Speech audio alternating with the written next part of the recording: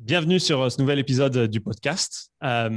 Aujourd'hui, on va pouvoir parler de l'évolution de la pratique du CRM dans le temps. Et pour cela, mon invité a pas mal d'expérience. Elle a démarré en 2013 chez Vente Privée, alors VP maintenant, anciennement Vente Privée en tant que ICRM Manager Europe. Elle a travaillé ensuite chez Fnac pendant plus de 2 ans au développement du CRM à l'international.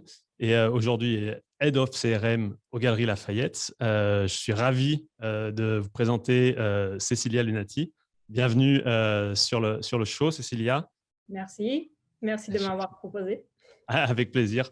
On a l'habitude de discuter de tous ces sujets depuis de nombreuses années ensemble. Et c'est vrai que t'avoir sur l'épisode aujourd'hui, ce qui va être vraiment intéressant, je pense, c'est que tu puisses partager cette vision. Ça fait longtemps que tu es dans le métier spécifique du CRM, du ICRM. Et donc, tu as pu voir un peu l'évolution aussi en ayant travaillé pour des boîtes qui sont plutôt des startups e-com, un startup e-com, des grands groupes et voir un peu ces différences et l'évolution aussi de l'approche du CRM dans le temps. Et je suis sûr que tous ces insights et ce partage intéressera tous les auditeurs. Oui, comme tu disais, j'ai démarré dans les CRM il y a un peu longtemps, en 2013. Avant, j'étais un peu plus sur le social media et la traduction interprétariat parce que c'était mes études qui m'ont amené à ça. Mais j'étais vraiment intéressée par le CRM en travaillant avec mes collègues.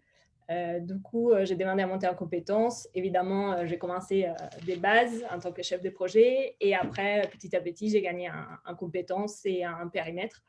Donc, je suis devenue responsable.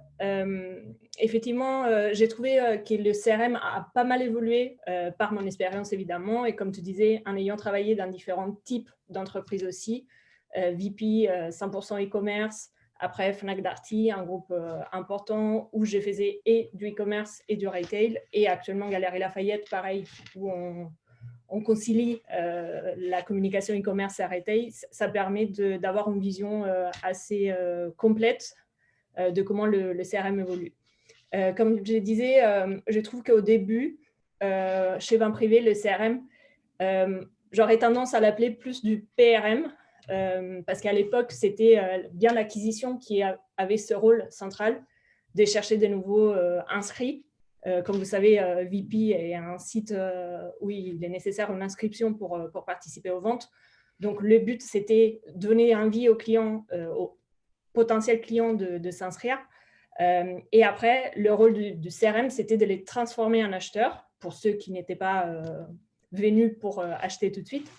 Et donc, on avait mis en place pas mal de triggers pour montrer la variété de l'offre, la variété des ventes, des produits et créer ces relationnels justement en prévision d'une transformation en client. Au fur et à mesure, oui. Non, ça me fait penser sur ce que tu dis. Et bon, ça résonne sur pendant ces mêmes années, j'avais les mains dans le cambouis de la même manière. Et effectivement, on avait, je pense que de partout, la pratique était vraiment d'avoir une stratégie PRM et une stratégie CRM. Et nous, c'est comme ça que c'était splitté chez Maton à l'époque. Et donc, il y avait vraiment des programmes d'acquisition de profils et toute cette journée déjà à l'époque de conversion de ces prospects en clients. Mais ce qui est intéressant ce que je trouve intéressant vraiment dans ce que tu dis, c'est pendant cette phase-là, les basiques, les démarrages, c'était vraiment d'avoir ces mécanismes de journée, de trigger qui permettent de faire convertir. Et est-ce que peut-être tu peux partager, ça fait un petit moment, mais à la louche, quelles étaient les proportions en fait du travail, le temps passé sur vraiment le côté transformation de ces prospects par rapport au temps passé ou le volume de programmes en place pour le réachat en fait. Vraiment la différence entre acquisition, première transformation et repeat business. Je dirais que la première transformation occupait beaucoup de place. Les triggers étaient centrales dans la stratégie. Effectivement, ça date, mais si je dois dire, je dirais presque 70% de la charge. Et après, il y avait effectivement des emails quotidiens pour inviter les clients aux ventes, qui jouaient le rôle aussi de transformation et de repeat. On avait mis en place des alertes en fonction des marques ou des produits qui permettaient aux clients justement de les retransformer une fois qu'une marque revenait. Parce qu'évidemment, il y avait une saisonnalité par rapport aux ventes. C'était ça qui nous permettait d'avoir de repeat et de transformer plus facilement les clients. Très bien, très clair. Du coup, par la suite, comment tu as senti, parce que bon, tu as bossé quelques années chez VP, ça a évolué, après en travaillant chez Fnac à l'international, le développement international du CRM chez Fnac, ces évolutions dans les pratiques, dans l'approche, dans les programmes mis en place peut-être, Oui. comment tu l'as vu et pour aller où en fait? Qu'est-ce qui changeait vraiment dans cette approche-là? Déjà, chez VP, j'ai vu un changement parce que j'ai passé un peu plus de 3 ans sur le poste en CRM. Donc, comme je disais, pour moi, il y a eu un rôle important aussi, la data. On ne cesse jamais de le dire quand on parle en écoutant tes podcasts et même en écoutant d'autres types d'échanges sur le CRM. C'est le rôle central de la data. C'est la data qui a permis de faire de test and learn, d'apprendre des choses. Et avec l'arrivée de l'intelligence artificielle, encore plus, on s'est centré sur quel message envoyer à chaque client pour que ça soit pertinent pour lui. On le sait, on le dit souvent, au début, c'est souvent envoyer des emails full base avec le même message pour tout le monde. Et on a ensuite travaillé pour trouver le bon message au bon client, la bonne marque qui intéressait les clients, le bon produit. Et tout ça a évolué au fur et à mesure. Si quand je suis partie de VP, c'était bien en place et ça commençait à donner ses fruits, notamment on a travaillé avec Tiny Clues, mais on avait déjà commencé à mettre en place des tests en interne. Ça a évolué aussi chez Fnac à l'international parce que en m'occupant de différents pays, j'étais en charge du CRM en Espagne, au Portugal, en Belgique et en Suisse. Il fallait adapter aussi la façon de communiquer, la stratégie, parce que les marchés, évidemment, sont différents, même si Espagne et Portugal se rapprochent un peu en étant latins, autant Belgique et Suisse, pareil, en étant un peu plus nordique, si on peut dire comme ça. Et du coup, j'ai vu vraiment le CRM devenir du Customer Relationship Management, comme le nom l'indique, la relation avec les clients, donner du contenu qui soit pertinent, qui donne envie d'acheter, qui donne envie de transformer. Et comme je disais, le rôle de la data, pour moi, il était central parce que ça nous a permis de mettre en place des tests, calculer des rentabilités et voir un peu la balance, notamment budgétaire, changer.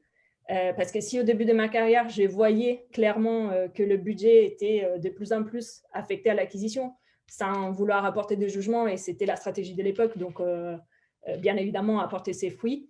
On a vu ce changement de budget aussi apporté au CRM parce que avec des A/B tests ou des tests avec une population témoin, ça prouve que le CRM apporte autant d'argent que ça peut être l'acquisition dans certains secteurs. Bon, ça fait écho à une discussion que j'ai pu avoir il y a quelques semaines avec David Netzela ce split acquisition CRM qui est toujours un challenge en interne pour les équipes marketing, hein, parce que les budgets sont pas toujours équivalents. Bien souvent, ce n'est pas le cas. Et en tout cas, ce que tu exprimes, c'est effectivement cette évolution, cette maturité qui est arrivée dans le CRM et qui est toujours là, mais qui continue à progresser. En tout cas, je pense que c'est toujours vrai aujourd'hui. Ces progrès qui sont faits sur donner de la visibilité, la compréhension, la préhension, l'éducation autour de ces pratiques-là du CRM permettent de prouver la valeur, effectivement, de travailler correctement dans l'expérience des clients pour qu'ils restent et qu'ils réachètent, qu'ils reviennent, qu'ils restent fidèles. Et que ce travail-là a un coût bien plus faible que d'acquérir toujours des nouveaux clients. Oui. Et effectivement, donc ça c'est super important. Et je pense que même aujourd'hui, c'est toujours pas le cas en fait. Si vous nous écoutez, vous êtes CRM manager ou head of CRM ou CMO, posez-vous les questions différemment, mais comment, en tant que CMO, vous pouvez aussi donner plus de moyens, plus d'éléments, plus de soutien à vos équipes CRM parce que en fait, vous savez, je suis intimement convaincu que chaque CMO sait et connaît la valeur de la base installée et du fait que générer du repeat est bien plus facile et plus important sur le long terme pour le business que l'acquisition, la difficulté de l'acquisition et du coût. Par contre, ça ne se retranscrit pas toujours ni dans les objectifs, dans les budgets. Donc, prenez le temps de continuer à step back un tout petit peu là-dessus et réfléchir à cette répartition-là. Et quand on est CRM Manager, Head of CRM, comment on peut travailler pour mettre en avant ces éléments-là pour présenter ça et arriver avec des arguments forts d'efficacité et d'impact sur le business au global auprès de la direction et du management. Et effectivement, et cette évolution dont tu parles, on a quand même l'impression qu'effectivement aussi, le management, de manière générale, donc quelles que soient les boîtes, a toujours été très proche et des reports, des KPIs de l'acquise, pas du tout du CRM, aussi du fait des budgets. C'est serpent qui se mord la queue, c'est que comme le budget est mal réparti ou est réparti d'une certaine manière, une grosse partie est dépensée sur l'acquisition, donc c'est ce qui est regardé en COMEX, en direction. Et le CRM, OK, c'est la petite activité, le canal dans un coin, quel que soit le canal, que ce soit de l'email, du push ou peu importe. Et pour contrebalancer ça, il faut faire des efforts un peu de partout, quoi. Montrer effectivement l'efficacité, convaincre sa direction, son management que le temps passé, l'investissement en temps, en argent, en ressources, en équipe vaut vraiment le coup sur le long terme pour l'entreprise. Et ces éléments-là ont vraiment changé dans le temps et il y a encore un grand chemin à faire. Mais c'est pour ça aussi qu'on en parle et qu'on essaye de partager ces expériences pour que tout le monde puisse se sentir équipé pour amener ces lettres de noblesse à ces 3 lettres qui sont CRM, quoi. Parce que l'acquisition c'est un moyen de faire du business, du nouveau business, et il y a d'autres moyens de continuer à en faire qui sont gérés par ces équipes CRM. Ouais, je pense aussi qu'après, la stratégie, effectivement, s'adapte à chaque type de business. Il faut bien comprendre si on veut plus axer sur l'acquisition ou plus axer sur la fidélisation. Il y a des secteurs qui se prêtent plus ou moins bien à l'un des deux. Souvent, quand c'est 100% e-commerce, on comprend qu'il y ait un impact assez important de l'acquisition versus du CRM. Pour tout ce qui est retail, je trouve aussi que le rôle du CRM est clé parce que, pareil, pour te donner une autre expérience, je trouve que la croissance des programmes de fidélité aussi a fait en sorte que le CRM joue un rôle central. Parce que si au début, effectivement, il y avait des programmes de feed un peu connus par tout le monde, etc., par mon expérience personnelle, j'ai vu un boom dans les dernières, je dirais, 5-6 ans. Et maintenant, ayant travaillé à la FNAC et travaillant chez Galeries Lafayette, je vois le rôle qu'un programme de fidélité joue dans la relation avec les clients. Et on peut se connecter à nouveau à ce rôle du CRM en tant que Customer Relationship Management. C'est la gestion de cette relation parce que le client se sent mis au centre de l'expérience, au centre de la stratégie, se sent valorisé. C'est là où le rôle aussi très important dans le retail, c'est le rôle des conseillers de vente à magasin qui travaillent côte à côte avec le CRM pour encore plus renforcer ce rôle et cette relation avec les clients. Parce qu'on le sait bien, un client qui est content, est fidèle, revient, achète, fait du chiffre. Et donc, c'est bien de réussir à garder le plus possible les clients de longue date ou nouveaux aussi, mais dans le temps.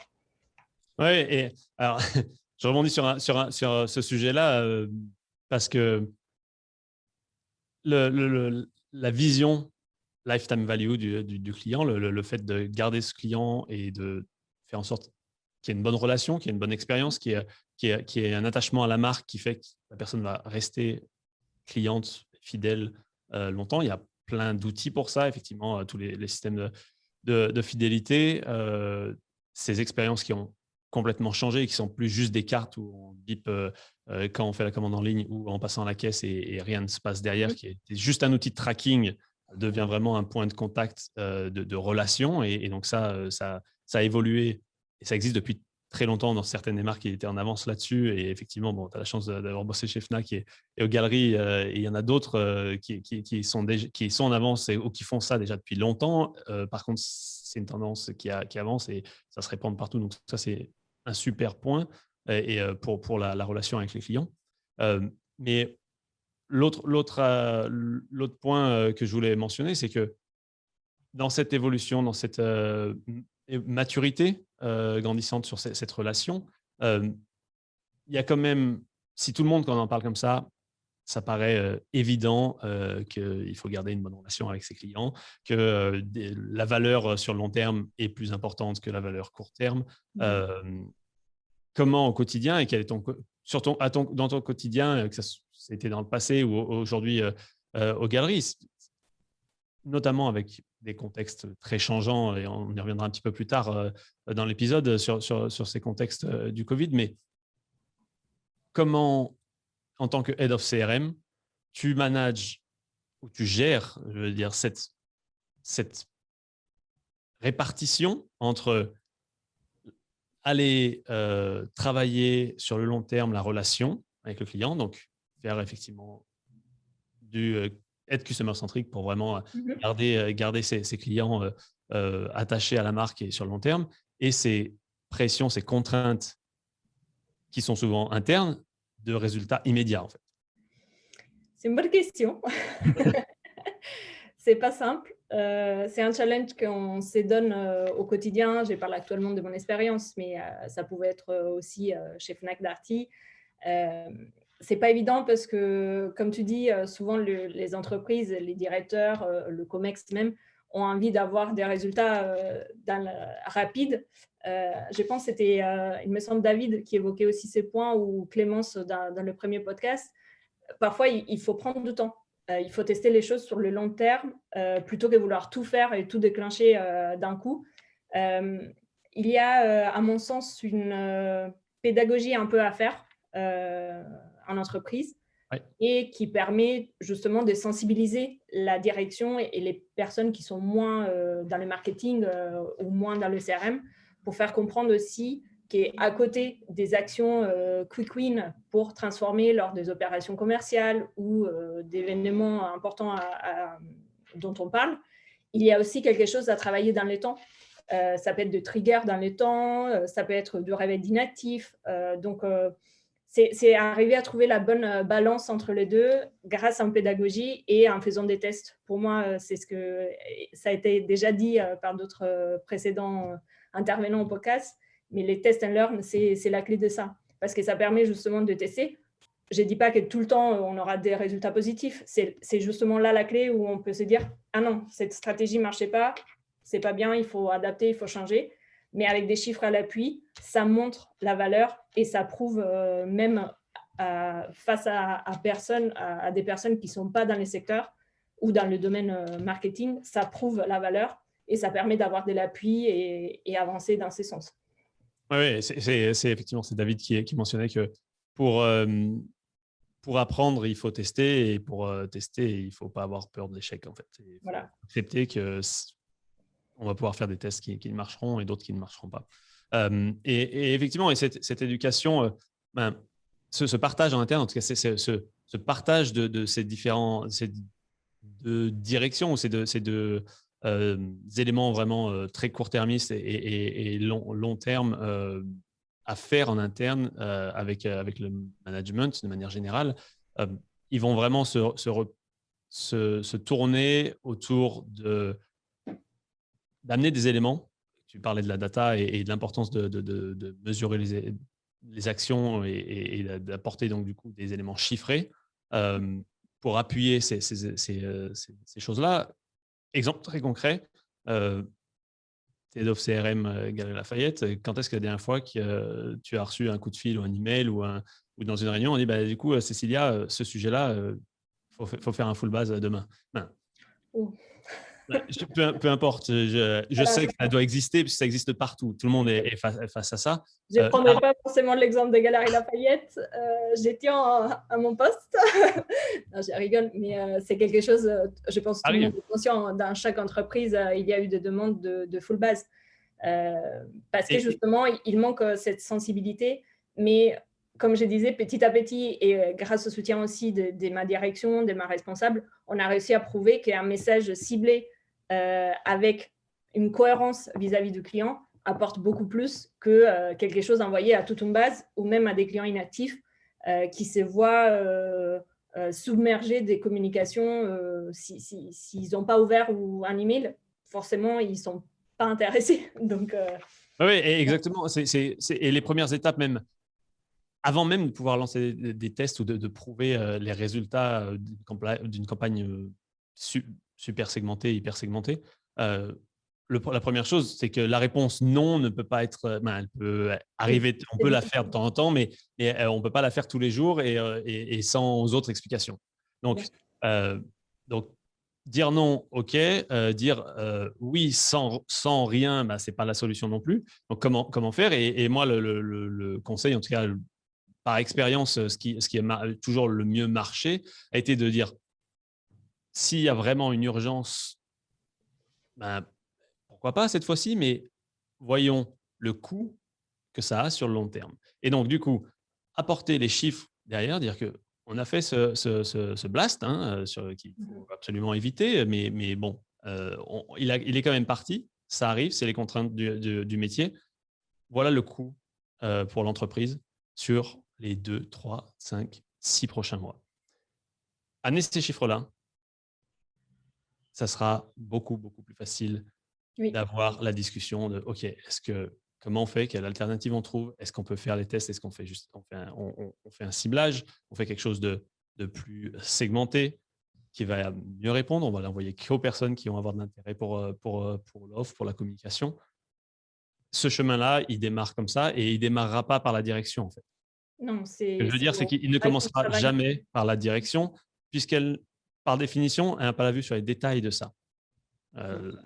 Et donc, vraiment, ce travail-là, et après, ça enclenche effectivement toutes ces phases possibles de test and learn, de quel type de communication et ces éléments-là. L'autre point, pour continuer, et là où j'aimerais vraiment ton avis, ton retour d'expérience, c'est ce qu'il a beaucoup parlé de trigger, de journeys.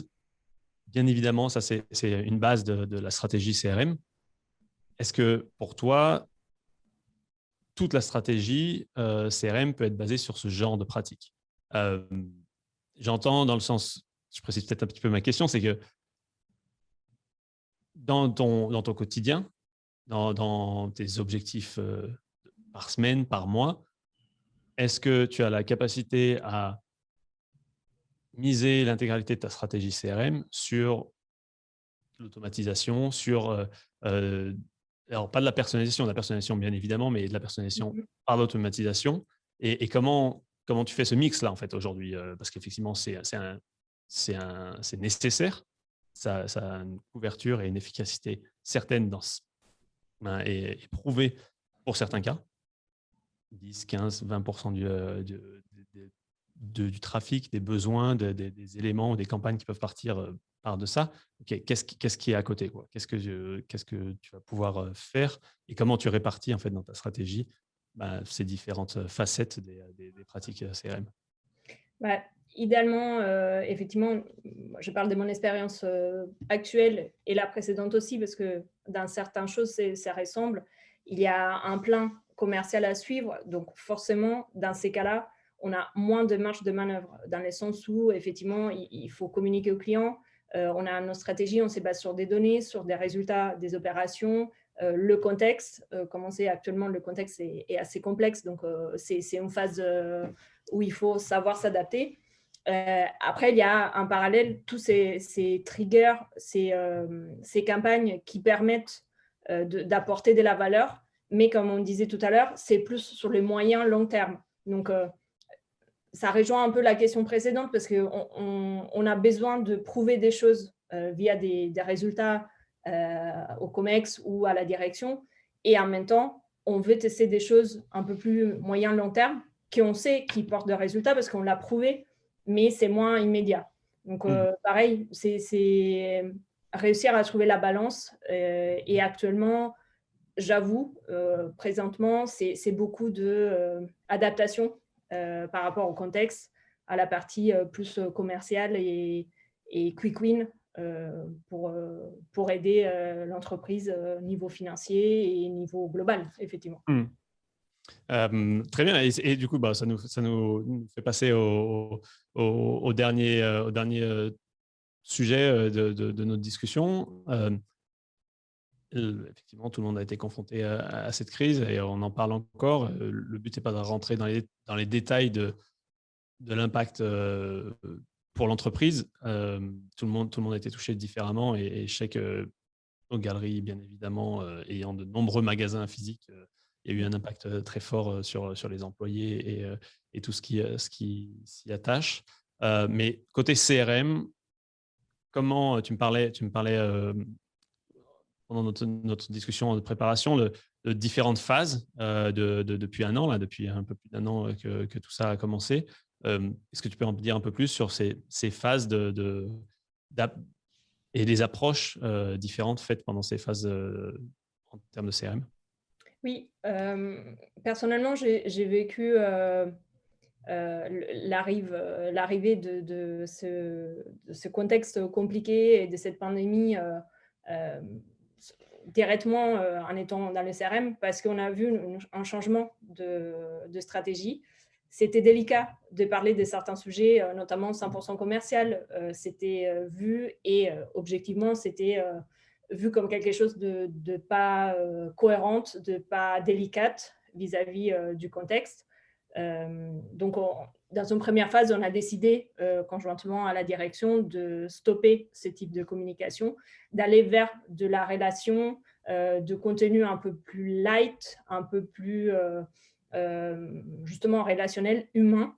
Donc, je dirais c'est une première phase parce que ça permet aussi ça a permis de prendre conscience encore plus du contexte.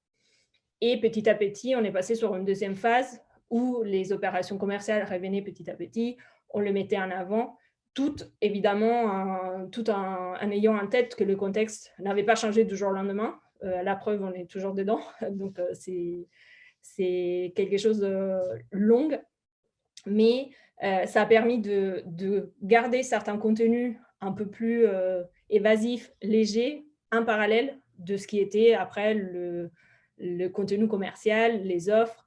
Il me semble que c'est Jessica de Lalalab qui en parlait aussi dans les derniers podcasts. Elle évoquait le fait d'avoir donné des tips sur des playlists ou des choses de ce type. C'est un peu, je pense, la stratégie que presque toutes les marques ont un peu utilisée au démarrage de la pandémie pour après évoluer, mais garder ce qui marchait et donc garder certains contenus qui étaient hyper intéressants, chose qui a été faite aussi de notre côté. Et cette phase 2, où il y a retour des offres plus commerciales, parce que potentiellement réouverture des magasins en alternance, on va dire, puis certainement des entrepôts pour l'expédition. Donc, il y a eu un peu des allers-retours là-dessus. Mais comment aujourd'hui, on est à mi-avril, c'est pas complètement terminé selon les marchés, selon les pays. Les conditions sont différentes, mais en France, aux Galeries Lafayette, quand vraiment la situation va évoluer, on s'attend à ce que effectivement tout le monde ait envie de pouvoir ressortir, voyager. Ça sera sujet de différents épisodes sur des zooms spécifiques sur le voyage, mais dans le métier des galeries, comment vous anticipez ce redémarrage qui peut arriver vraiment fort du jour au lendemain, parce que ça dépend vraiment d'une décision gouvernementale aussi, de la santé de tout le monde, mais aussi de règles qui sont imposées, qui peuvent évoluer. Est-ce que, donc, pour revenir à mon point et plus précisément sur la question, est-ce que vous avez des offres en stand-by? Est-ce que vous avez des créas prêtes qui sont en stock, potentiellement prêtes à partir pour cette phase, on va dire peut-être phase 3, parce que tu disais phase 1, phase 2, mais peut-être phase 3, Oui. enfin on a un petit peu moins de contraintes de ce côté-là. Voilà, comment vous anticipez, préparez ça, ou est-ce que de toute façon, comme vous ne savez pas quand ça arrivera, vous avez une capacité de réagir assez forte au moment où il y aura les informations? Actuellement, on travaille différentes hypothèses et je pense que ça rejoint un peu toutes les stratégies de chaque entreprise parce que n'ayant pas des visibilités claires sur une date de réouverture de magasin ou une date de cette phase 3, pour nous, c'est plus simple de se dire, OK, hypothèse ouverture telle date ou telle date. Et en fonction de ça, on a travaillé des plans, des offres commerciales ou des plans de communication qui s'adaptent. Donc, effectivement, on anticipe au maximum ce qui est possible. Les équipes sont au taquet. On a hâte de reprendre cette troisième phase, de pouvoir à nouveau profiter des magasins, communiquer aux clients. Justement, il y a toute cette réflexion qui est en cours sur quelle approche avoir par la suite. Parce qu'on a parlé d'une phase 1 très relationnelle délicate, une phase 2 où ce contenu se mixait aux offres commerciales. C'est phase 3, c'est qu'est-ce qu'on veut dire. Donc, Garder un c'est mix là la parce clé. que Il faut à nouveau faire un mix, évidemment. bon, si on peut voir un bénéfice dans ces contraintes, c'est que ça a permis de tester différentes façons, différentes approches de communiquer avec les utilisateurs, les clients, et espérons que toutes les entreprises qui ont pu faire ces expériences gardent ces learnings-là et ne reviennent pas en arrière à des pratiques beaucoup moins customer-centriques parce que la situation rechange et évolue. Et espérons que c'est changé pour de bon et que justement le CRM continue à progresser dans ce sens de manière positive. Oui, c'est ce qu'on espère aussi. Très, très bien. Merci beaucoup pour ces partages. Merci. C'était un plaisir, Cécilia, comme toujours. Retrouvez nous sur toutes les plateformes de podcast, que ce soit Google, Apple, Spotify. La version vidéo, bien évidemment, sur YouTube aussi. Et bien, on vous donne rendez-vous pour un prochain épisode. À bientôt, Cécilia. À bientôt. Merci. Bye. Ciao.